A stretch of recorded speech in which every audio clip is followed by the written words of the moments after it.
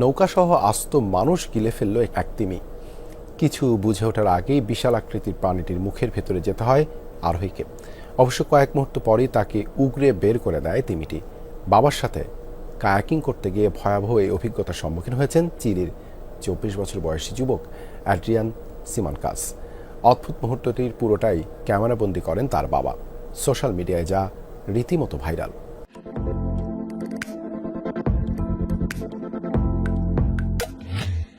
চিলির প্যাটাগোনিয়া উপকূল ম্যাগেইলান প্রণালীতে কায়াকিং করছিলেন বাবা ছেলে, কিন্তু তাদের এই অ্যাডভেঞ্চার যে রীতিমতো পরিণত হবে দুঃস্বপ্নে তা হয়তো কেউ কল্পনাও করতে পারেনি।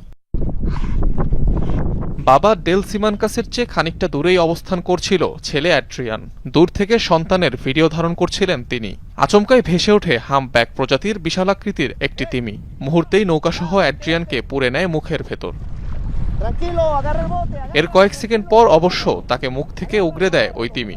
নিজের মুখে ভয়ঙ্কর সে অভিজ্ঞতার বর্ণনা দিল তিমির পেট থেকে বেঁচে আসা ওই আরোহী। আমি ভেবেছিলাম এটা আমাকে খেয়েই ফেলেছে, মনে হচ্ছিল মারা যাচ্ছি। অবশ্যই অনেক ভয় পেয়েছি, কারণ কিছুই করার ছিল না। যখন তিমির মুখ থেকে বের হলাম তখনও ভয় কাটছিল না, মনে হচ্ছিল বাবারও কিছু হয়েছে। তখন শুধু মনে পড়ছিল দ্রুত তীরে পৌঁছাতে না পারলে হাইপোথার্মিয়া হয়ে মারা যাব। No hubiésemos llegado a tiempo a la orilla. No lo veo, ni veo el bote. যখন পেছনে ঘুরলাম ছেলেকে দেখতে পেলাম না, নৌকাও দেখতে পাচ্ছিলাম না, তাই অনেক ভয় পেয়ে গিয়েছিলাম। কিছুক্ষণ পর তাকে ভেসে উঠতে দেখলাম, আর সেই সাথে একটা তিমিকেও দেখলাম। Una parte del cuerpo de la...